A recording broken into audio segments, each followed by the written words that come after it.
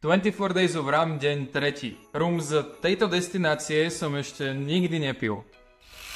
V treťom okienku rumového kalendára 24 Days of Rum sa nachádza Romero Amber Rum Sherry Cask Finish. Pôvod Kanada, destilácia podstyl, zrenie, sudok po bourbone a Oloroso Sherry, 40% alkoholu a zaujímavosť, pri výrobe tohto rumu je používaná voda z kanadského ľadovca. Poďme to teda ochutnať.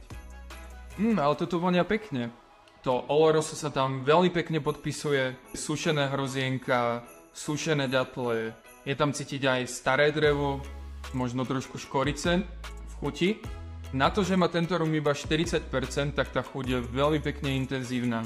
Ľahko sladká, ale nie príliš. Cíti tam rozhodne slaný karamel, nejakú kyslú ovocnosť, možno nejaké rýbezle alebo takéto kyslejšie bobulové